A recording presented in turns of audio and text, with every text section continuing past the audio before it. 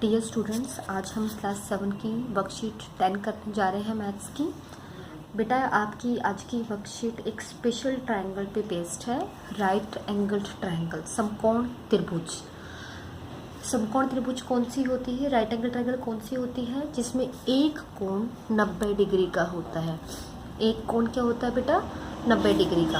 अभी देखिए मैंने एक राइट एंगल ट्रायंगल बनाई है ABC, इसमें मैंने B लिख लिया है। B आपका है 90 डिग्री का कोण, जो दोनों ये वाला और ये वाली भुजा दोनों आपस में क्या है, दूसरे के परपेंडिकुलर है, लंब बना रखा है। 90 के सामने वाली भुजा को हम बोलते हैं कर्ण, 90 के सामने वाली अपोजिट साइड को हम बोलते हैं हाइपोटेन्यूज। बेटा राइट एंगल ट्रायंगल में जो हाइपोटेन्यूज है ये आपकी सबसे बड़ी, सबसे लंबी साइड होती है। पाइथागोरस प्रॉपर्टी क्या है, वो हमेशा आपकी एक राइट एंगल ट्रायंगल पे लगती है। पाइथागोरस जो प्रॉपर्टी है राइट एंगल ट्रायंगल पे लगती है, वो क्या होती है कि जो सबसे लंबी भुजा है हाइपोटेन्यूज AC, उसका अगर आप स्क्वायर करते हैं, वर्ग करते हैं, तो वो बाकी दो साइड्स के सम के बराबर आता है। बाकी दो साइड्स का square AB square BC square, इनके सम के बराबर आता है। हमारी ये पाइथागोरस प्रॉपर्टी होती है कि हाइपोटेन्यूज का स्क्वायर कर्ण का वर्ग बराबर होता है बाकी दो भुजाओं के वर्ग के बराबर। और कर्ण हाइपोटेन्यूज को पहचानने का सबसे अच्छा तरीका है कि 90 के अपोजिट वाली साइड को हम हाइपोटेन्यूज बोलते हैं। तो बेटा इसी प्रॉपर्टी पे बेस्ड आज आपके कुछ क्वेश्चंस हैं। तो आपका जो फर्स्ट क्वेश्चन है वो ये क्या कह रहा है कि आपका एक ज़मीन से ऊपर एक पेंटिंग बनी हुई है। पेंटिंग कितनी ऊंचाई पे है, वॉल की 10 मीटर की ऊंचाई पे है बेटा, और एक सीढ़ी लगाई गई है 8 मीटर की ऊंचाई पे। अब ये दीवार है, दीवार पे जो सीढ़ी है वो इस तरीके से टेढ़ी लगेगी, तो ये सीढ़ी हो गई बेटा। तो ये जो आपकी वॉल है और ये जो आपका फ्लोर है, दोनों के बीच में 90 डिग्री का कौन बनेगा। तो आपसे वो ये जानना चाह रहा है कि लैडर का जो फुट है, लैडर का जो पैर है और दीवार का जो पैर है, इन दोनों के बीच की दूरी। तो बेटा जैसे कि मैंने आपको अभी बताया कि हाइपोटेन्यूज जो होती है वो सबसे लंबी साइड होती है। 90 के सामने वाली हाइपोटेन्यूज, तो ये सबसे लंबी साइड होनी चाहिए। ये तो 8 मीटर है, लेकिन इससे तो लंबी साइड ये है। तो ऐसी कंडीशन पॉसिबल ही नहीं है। जो ये सीढ़ी है ये आपकी फोटो तक पहुंचेगी ही नहीं। तो इसमें रीज़न आप बस यही लिखेंगे, hypotenuse is the longest side. Longest side होती है, so this condition is not possible. So this condition is not possible. कर्ण सबसे लंबी भुजा होती है, तो ये सिचुएशन जो है आपकी वो संभव ही नहीं है। ये आप लिख देंगे कि कर्ण सबसे लंबी भुजा होती है, कर्ण सबसे लंबी भुजा होती है, तो ये सिचुएशन आपकी, तो ये असंभव है, तो ये असंभव है। सीढ़ी की लंबाई इससे बड़ी होनी चाहिए थी। अगर छोटी है तो इसका मतलब वो सीढ़ी कहीं बीच में ही रुक जाएगी, आपकी पेंटिंग तक वो पहुंचेगी ही नहीं। इसके बाद हम आगे चल रहे हैं बेटा। एक बच्चा है, वो इन दोनों साइड्स को लेके राइट एंगल ट्रायंगल बनाना चाह रहा है। तो आपको उसकी जो प्रॉब्लम है, जो सिचुएशन, जो दुविधा है, उसकी कन्फ्यूज़न, उसको दूर करना है कि वो कौन सी साइड्स आपकी ले कि एक राइट एंगल ट्रायंगल बन जाए। तो हम 1 बाय 1 चेक करते हैं। इसमें देखिए सबसे लंबी भुजा कौन सी है, 9 का स्क्वायर करके देखेंगे। 9 का स्क्वायर 9 × 9 कितना आ जाएगा, 81। क्या ये दो बाकी के बराबर है, 6 और 8। 6 का स्क्वायर प्लस 8 का स्क्वायर, 6 × 6 स्क्वायर का मतलब 8 × 8, 36 प्लस 64, ये आपके पास 100 आ गया। क्या ये दोनों बराबर हैं, नहीं, ये बराबर नहीं है। So not possible to make a right triangle, to make a right triangle. इन भुजाओं से एक समकोण त्रिभुज संभव नहीं है, एक समकोण त्रिभुज संभव नहीं है। तो जो पहली वाली कंडीशन है उससे तो एक राइट एंगल ट्रायंगल नहीं बन सकती।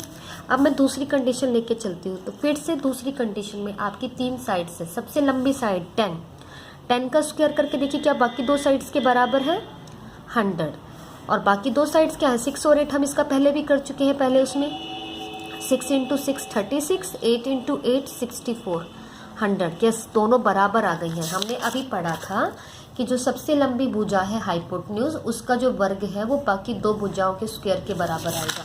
तो हाँ, जो सबसे लंबी साइड थी उसका स्क्वायर बाकी दो साइड्स के स्क्वायर के बराबर है। तो हाँ, इस भुजा से पॉसिबल है कि दीज साइड्स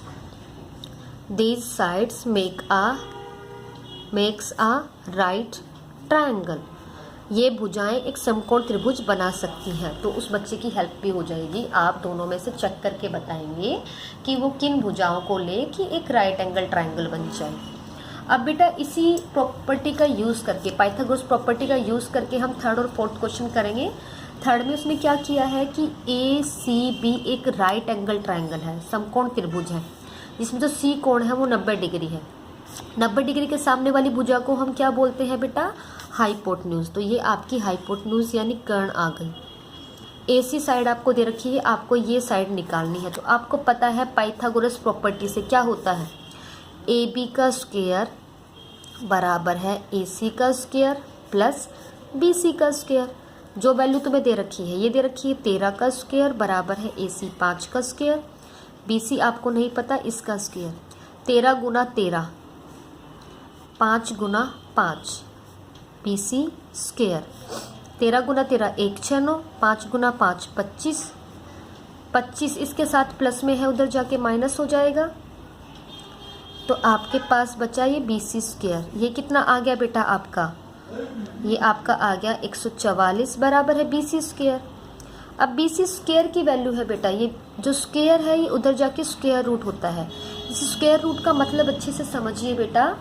जैसे मैं 144 है, इसके एक गुणनखंड कर रही हूँ, फैक्टर कर रही हूँ। पहले 2 से भाग करेंगे, 2 से भाग हो रहा है, पीछे 4 है, फिर 2 से भाग हो जाएगा, फिर 2 से भाग हो जाएगा, फिर 2 से भाग हो जाएगा, 9 आ जाएगा, 3 के पहाड़े में आता है, फिर 3 के पहाड़े में आता है।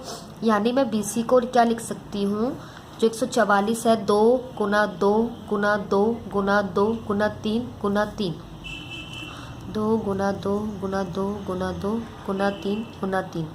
बेटा इसका मतलब होता है आधी पावर। आधी पावर मतलब 2, आधी और आधी मिलके 1 बनेंगे, यानी जिनका जोड़ा बन रहा है, इसका जोड़ा बन गया, इसका जोड़ा बन गया, इसका जोड़ा बन गया। जोड़े में से एक एक बाहर आ जाएगा।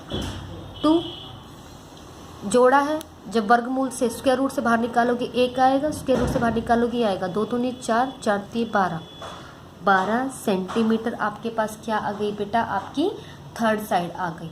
तो इस क्वेश्चन को अच्छे से आप देखेंगे, बहुत ही इंपॉर्टेंट क्वेश्चन है, बहुत ही इंपॉर्टेंट प्रॉपर्टी है, आपकी आगे वाली क्लासेस में बहुत काम आएगी बेटा। तो ध्यान से करिएगा इसको। अब इसके बाद नेक्स्ट देखिए बेटा, फोर्थ क्वेश्चन आपको एक फिर से दे रखा है कि एक पतंग जो है वो ज़मीन से 40 मीटर की ऊंचाई पे है, और ये स्ट्रिंग धागा है ये, जिससे पतंग उड़ रही है। धागे और ज़मीन के बीच में जो दूरी है वो 30 मीटर है। आपको धागे की लंबाई निकालनी है। तो मैं फिर से नेमिंग कर देती हूँ, कोई दिक्कत वाली बात नहीं है, ये निकालना है। तो फिर से बाय पाइथागोरस प्रॉपर्टी आप लिखेंगे, बाय पाइथागोरस प्रॉपर्टी, पाइथागोरस गुण द्वारा, पाइथागोरस गुण द्वारा क्या आ जाएगा बेटा आपका, फिर से 90 डिग्री के सामने वाली भुजा सबसे लंबी है यानी AC, उसका वर्ग, उसका स्क्वायर बराबर है AB square plus BC square.